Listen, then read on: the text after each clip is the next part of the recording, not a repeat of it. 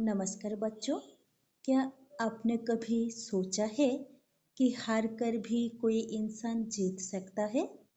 आज हम पढ़ेंगे लेखक सुदर्शन की प्रसिद्ध कहानी हार की जीत।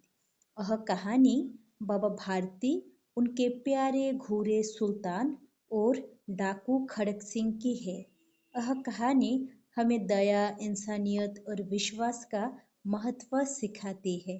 तो आइए शुरू करते हैं एक सुंदर और सीख देने वाली कहानी हार की जीत।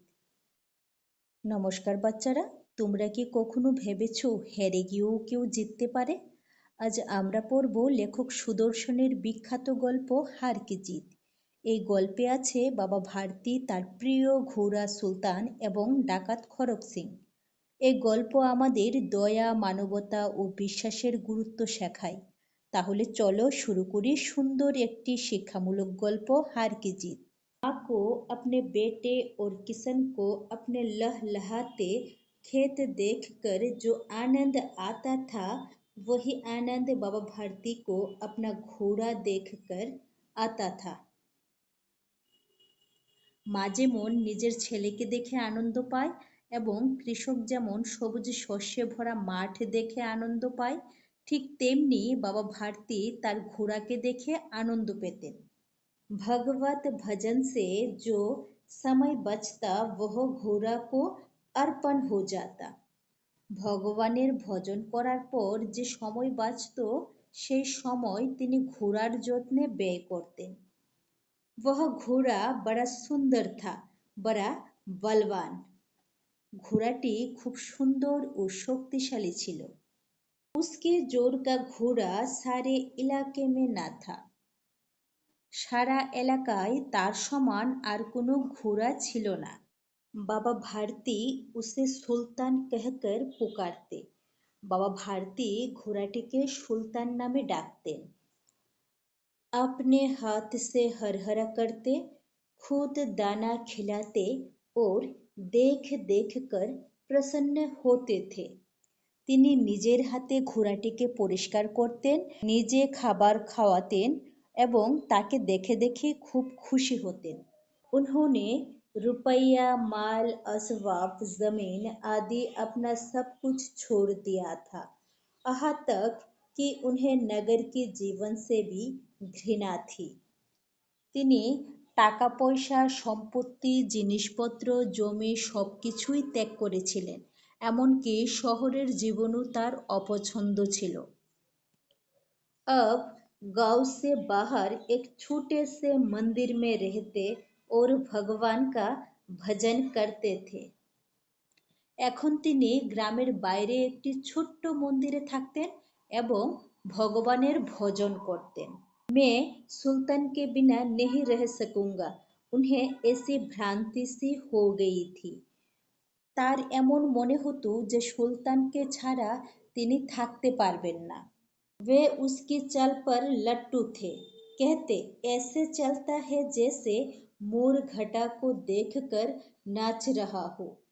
ঘোড়াটির চলাফেরা দেখে তিনি খুব মুগ্ধ ছিলেন।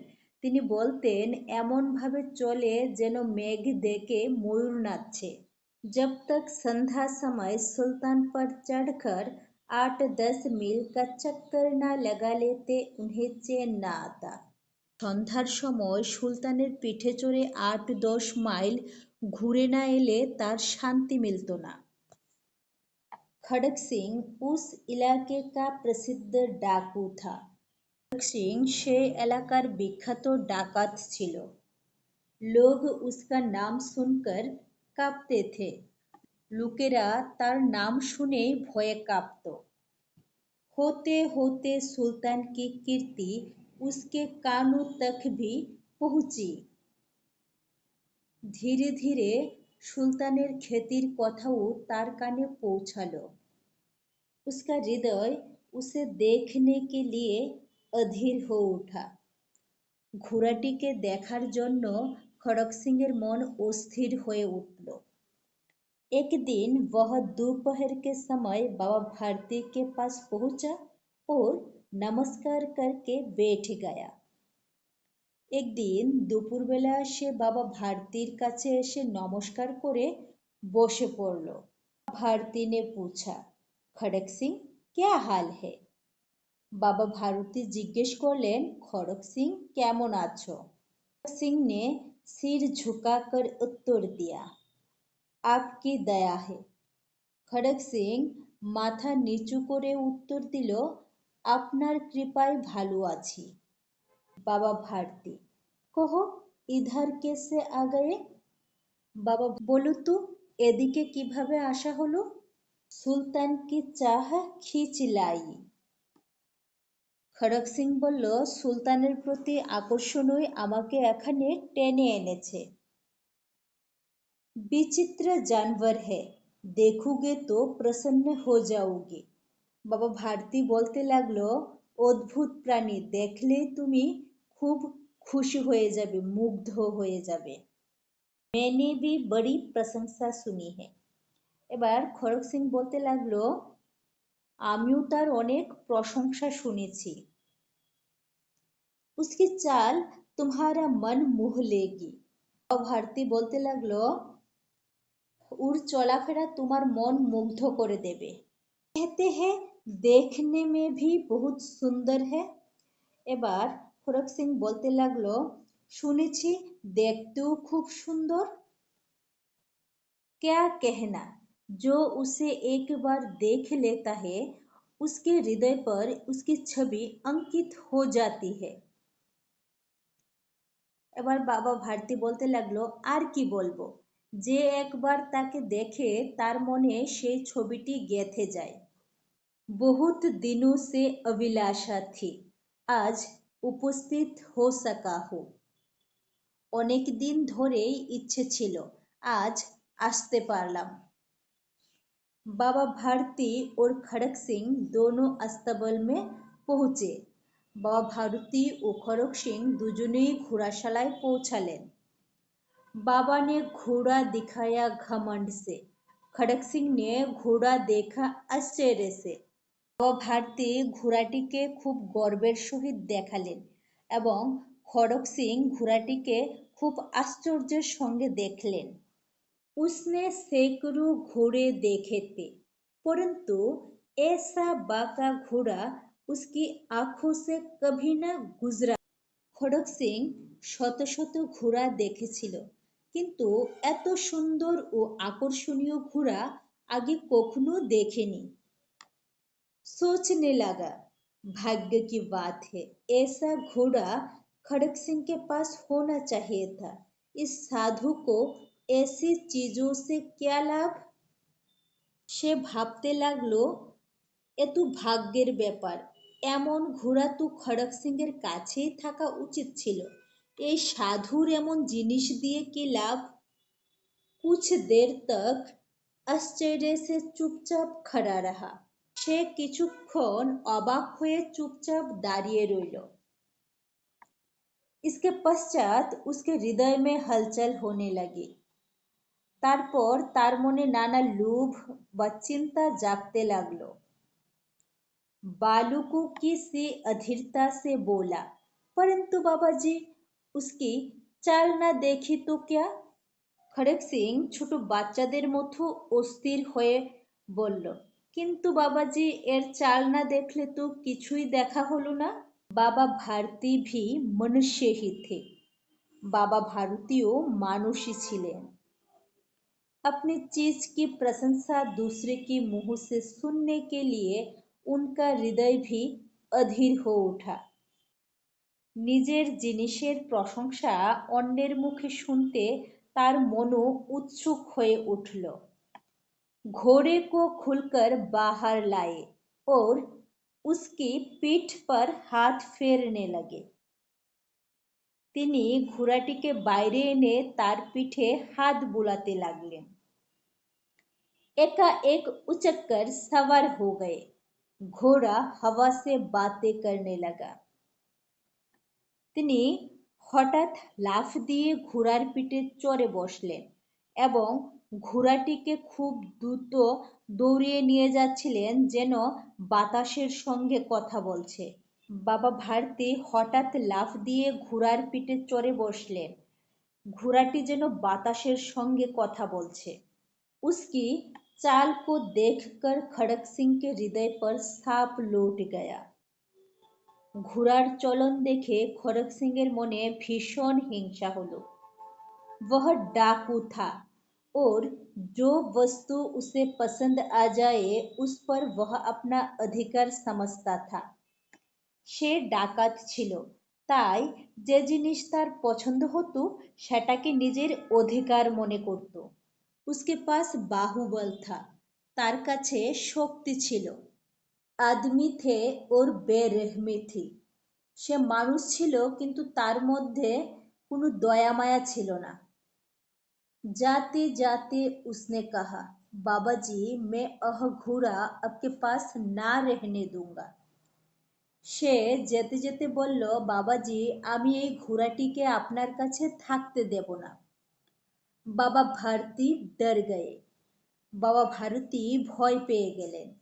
अब उन्हें रात को नींद ना आती, এখন রাতে তার আর ঘুম আসতো না। सारी रात अस्तबल की रखवाली में कटने लगी, সারা রাত ঘোড়াশালায় পাহারায় কেটে যেত। प्रतिक्षण खड़क सिंह का भय लगा रहता, প্রতি মুহূর্তে খড়ক সিংয়ের ভয় তার মনে লেগে থাকতো। परंतु कई मास बीत गए और वह न आया, কিন্তু অনেক মাস কেটে গেল তবু সে এলো না। वहाँ तक कि बाबा भारती कुछ असावधान हो गए और इस भय को स्वप्न की भय के न्याय मिथ्या समझने लगा। এমনকি বাবা ভারতীও একটু অসাবধান হয়ে পড়ল আর এই ভয়কে স্বপ্নের ভয়ের মতো মিথ্যা মনে করতে লাগলো। সন্ধ্যা কা সময় থা, সন্ধ্যার সময় ছিল।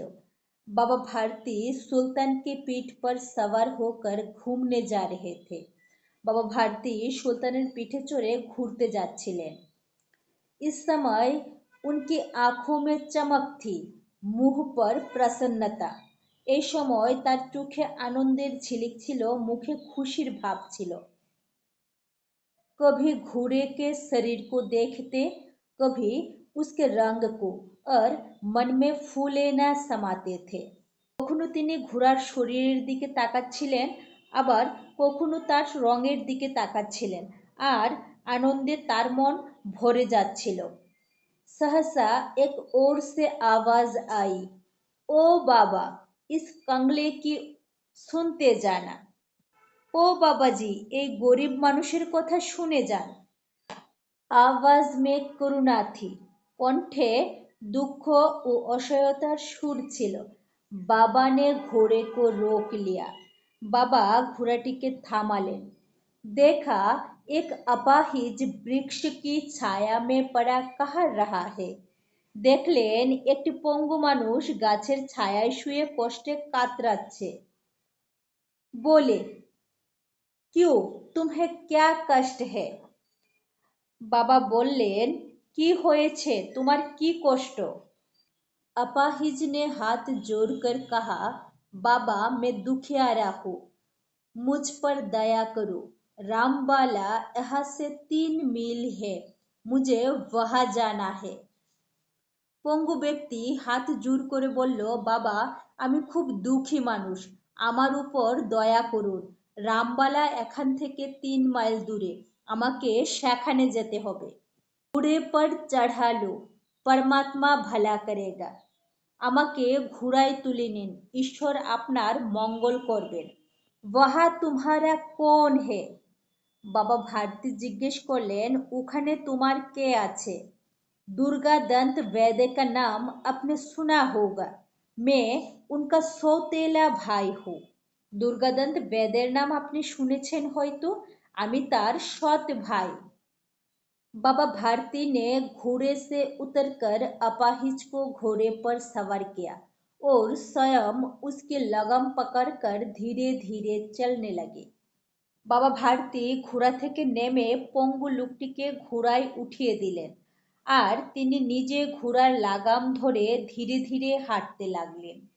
सहसा उन्हें एक झटका सा लगा और लगाम हाथ से छूट गई।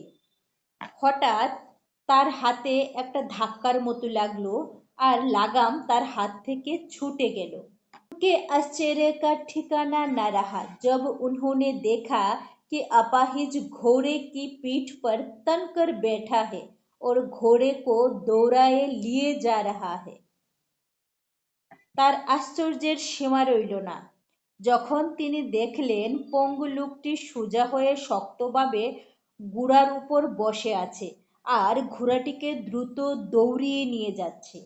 उनके मुंह से भय विस्मय और निराशा से मिली हुई चीख निकल गई। ভয় বিস্ময় ও হতাশায় তার মুখ থেকে একটি চিৎকার বেরিয়ে এলো।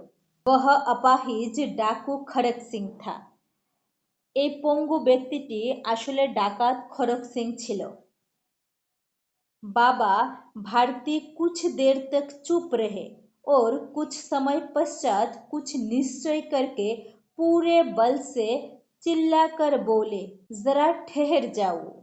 বাবা ভারতী কিছুক্ষণ চুপ করে রইলেন, এরপর কিছু ভেবে জুড়ে চিৎকার করে বললেন, একটু দাঁড়াও। खड़क सिंह ने यह आवाज सुनकर घोड़ा को रोक लिया और उसकी गर्दन पर प्यार से हाथ फेरते हुए कहा, बाबा जी, यह घोड़ा अब न दूंगा। खड़क सिंह ए आवाज শুনে ঘোড়া থামালো আর ঘোড়ার গলায় স্নেহভরা হাত বুলিয়ে বলল, বাবাজি, এখন এই ঘোড়া আর ফেরত দেব না। परंतु एक बात सुनते जाओ। बाबाजी बोलेन, किंतु एकटा कथा शुने जाओ। खड़क सिंह ठहर गया। खड़क सिंह थमे गेलो। बाबा भारती ने निकट जाकर उसकी ओर ऐसे आंखों से देखा जैसे बकरा कसाई की ओर देखता है और कहा, यह घोड़ा तुम्हारा हो चुका है। बाबा भारती तार काछे गिये তার দিকে এমন ভাবে তাকালেন যেমন ছাগল কসাইয়ের দিকে তাকায় এবং বললেন, এই ঘোড়া এখন তোমার হয়ে গেছে। मैं तुमसे इसे वापस करने के लिए ना कहूंगा। আমি তোমাকে এটি ফেরত দিতে বলবো না। परंतु खड़क सिंह केवल एक प्रार्थना करता हूँ, इसे अस्वीकार ना करना। কিন্তু খড়ক সিং, আমি শুধু একটি অনুরোধ করছি, এটি প্রত্যাখ্যান করো না। नहीं तो मेरा दिल टूट जाएगा। তা না হলে আমার মন ভেঙে যাবে। बाबाजी, आज्ञा कीजिए, मैं आपका दास हूँ, केवल यह घोड़ा ना दूंगा। বাবাজি, আদেশ করুন, আমি আপনার দাস, শুধু এই ঘোড়াটি ফেরত দেব না। अब घोड़े का नाम ना लो। এখন ঘোড়ার কথা আর বলো না। मैं तुमसे इस विषय में कुछ ना कहूंगा। আমি এ বিষয়ে তোমাকে আর কিছু বলবো না। সে ভেবেছিল ঘোড়া নিয়ে তাকে এখান থেকে পালাতে হবে। परंतु बाबा भारती ने स्वयं उसे कहा कि इस घटना को किसी के सामने प्रकट न करना। मेरी प्रार्थना केवल यह है कि इस घटना को किसी के सामने प्रकट न करना। আমার শুধু এই অনুরোধ, এই ঘটনাটি যেন কাউকে বলো না। खड़क सिंह का मुंह आश्चर्य से खुला रह गया। आश्चर्य खड़क सिंहेर मुख हा হয়ে গেল।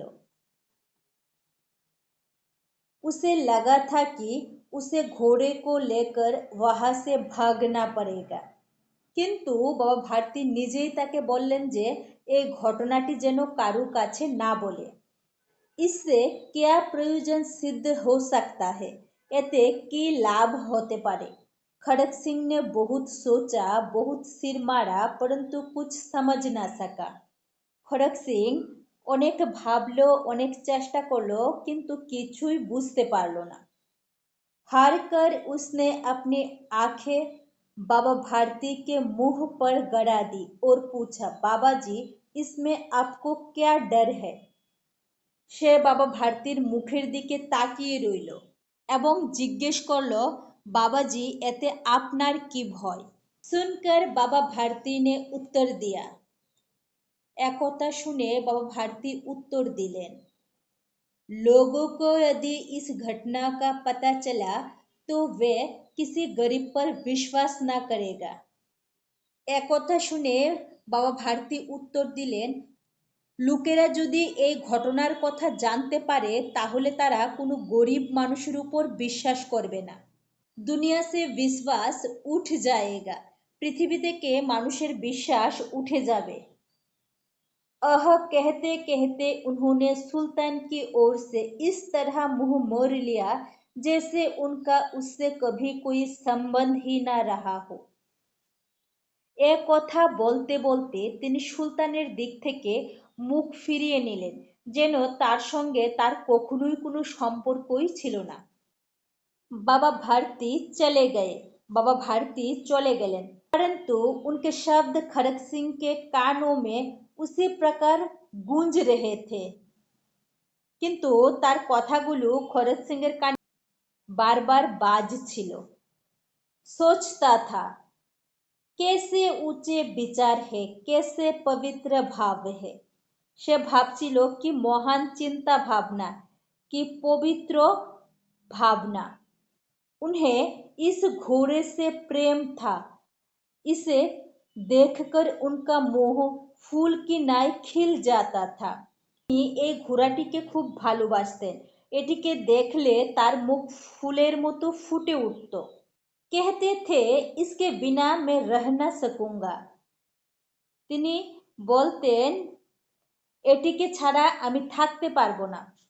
इसकी रखवाली में कोई रात सोए नहीं, এটির পাহারায় তিনি অনেক রাত ঘুমাননি। भजन भक्ति ना कर रखवाली करते रहे, भजन प्रार्थना ना करे पहरा दितेन। परंतु आज उनके मुंह पर दुख की रेखा तक दिखाई ना पड़ती थी, किंतु आज तार मुखे दुखेर कोनो चिन्हई देखा जाच्छिल ना। उन्हें केवल यह ख्याल था कि कहीं लोग गरीबों पर विश्वास करना ना छोड़ दे। তার মনে শুধু এই চিন্তাই ছিল যেন মানুষ গরিবের উপর বিশ্বাস করা বন্ধ না করে দেয়। रात के अंधेरे में खड़क सिंह बाबा भारती के मंदिर में पहुंचा। রাতের অন্ধকারে খড়ক সিং বাবা ভারতীর মন্দিরে পৌঁছালো। চারু ওর সন্নাটা থা, চারিদিকে নিস্তব্ধতা বিরাজ করছিল, মানে কোনো আওয়াজ নেই, একদম চুপ। आकाश में तारे टिमटिमा रहे थे, आकाशे तारा झलमल करछिल। थोड़ी दूर पर गांव के कुत्ते भौंक रहे थे, किछु दूरे ग्रामेर कुकुरगुलो घेउ घेउ करछिल। मंदिर के अंदर कोई शब्द सुनाई ना देता था, मंदिरेर भेतरे कोनो शब्द शोना जाच्छिल ना। खड़क सिंह सुल्तान की बाग पकड़े हुए था, खड़क सिंह सुल्तानेर लागाम धरे दाड़िए छिलो। वह धीरे धीरे अस्ताबल के फाटक पर पहुंचा, से धीरे धीरे घुड़ाशालार फाटकेर काछे पौंछालो। फाटक खुला पड़ा था, फाटक खुला पड़े छिलो। किसी समय वहाँ बाबा भारती स्वयं लाठी लेकर पहरा देते थे, एक समय बाबा भारती निजे लाठी निये सेखाने पहरा दितेन। परंतु आज उन्हें किसी चोरी किसी डाके का भय न था, किंतु आज तार कोनो चोरी बा डाकातीर भय छिलो ना। खड़क सिंह ने आगे बढ़कर सुल्तान को उसके स्थान पर बांध दिया और बाहर निकलकर सावधानी से फाटक बंद कर दिया। खड़क सिंह एगिए गिये सुल्तान के तार जायगाय बेधे दिल एवं बाइरे बेरिये सावधाने फटक बंद करे दिल। इस समय उसकी आंखों में पश्चाताप के आंसू थे, এই সময় তার চোখে অনুতাপের জল ছিল। रात्रि का तीसरा प्रहर बीत चुका था, रातेर तृतीय प्रहर केटे गिয়েছিল। चौथा प्रहर आरंभ होते ही बाबा भारती ने अपनी कुटिया से बाहर निकलकर ठंडे जल से स्नान किया। चतुर्थ प्रहर शुरू होते बाबा भारती कुटीर থেকে বেরিয়ে ঠান্ডা জল দিয়ে স্নান করলেন। उसके पश्चात इस प्रकार जैसे कोई स्वप्न में चल रहा हो, उनके पांव अस्तबल की ओर बढ़े। তারপর যেন স্বপ্নের মধ্যে হাঁটছেন এমন ভাবে তার পা ঘোড়াশালার দিকে এগিয়ে গেল। परंतु फाटक पर पहुंचकर उनको अपनी भूल प्रतीत हुई। কিন্তু ফাটকের কাছে পৌঁছে তিনি নিজের ভুল বুঝতে পারলেন। साथ ही घोर निराशा ने पाव को मन भर का भारी बना दिया। সঙ্গে সঙ্গে হতাশায় তার পা দুটোকে খুব ভারী করে দিল। वे वही रुक गए, তিনি সেখানেই থেমে গেলেন। घोड़े ने अपने स्वामी का पाँव की चाप को पहचान लिया और जोर से हिनहिनाया। ঘোড়াটি তার মালিকের পায়ের শব্দ চিনে ফেললেন এবং জুড়ে হ্যারসার ধ্বনি মানে ঘোড়া আওয়াজ করতে লাগলেন, চিৎকার করতে লাগলেন। अब बाबा भारती आश्चर्य और प्रसन्नता से दौड़ते हुए अंदर घुसे और अपने घोड़े के गले से लिपटकर इस प्रकार रोने लगे मानो कोई पिता बहुत दिन से बिछड़े पुत्र से मिल रहा हो। এখন বাবা ভারতী আশ্চর্য ও আনন্দে দৌড়ে ভেতরে ঢুকলেন এবং নিজের ঘোড়ার গলায় জড়িয়ে ধরে এমনভাবে কাঁদতে লাগলেন যেন কোনো বাবা বহুদিন পরে হারিয়ে যাওয়া ছেলেকে ফিরে পেলেন। बार बार उसकी पीठ पर हाथ फेरते, बार बार उसके मुंह पर थपकियां देते, बार बार तार पीठे हाथ बुलाচ্ছিলেন এবং বারবার तार मुखे स्नेहभरा चापड़ दिच्छिलेन और कहते रहे अब कोई गरीबों की सहायता से मुंह ना मरेगी। আর বলতে লাগলেন এখন আর কেউ গরিবদের সাহায্য করা থেকে মুখ ফিরিয়ে নেবে না।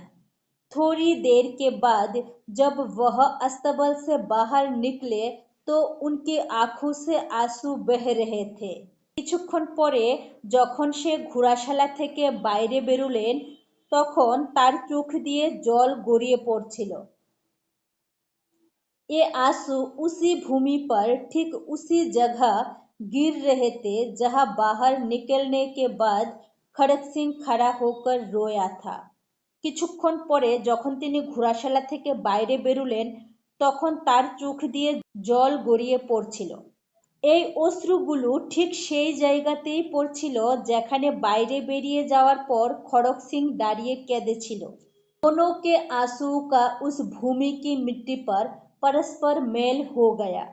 দুজনের অশ্রু সেই মাটিতে একসঙ্গে মিশে গেল। तो बच्चों, इस कहानी से हमें यह सीख मिलती है कि दया, विश्वास और इंसानियत सबसे बड़ी ताकत है।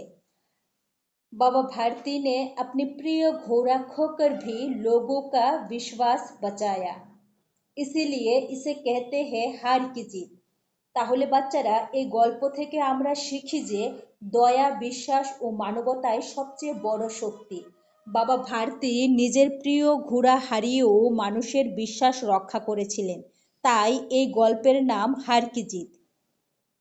अगर आपको यह कहानी पसंद आई हो तो वीडियो को लाइक करें, शेयर करें और चैनल को सब्सक्राइब करना मत भूलिए।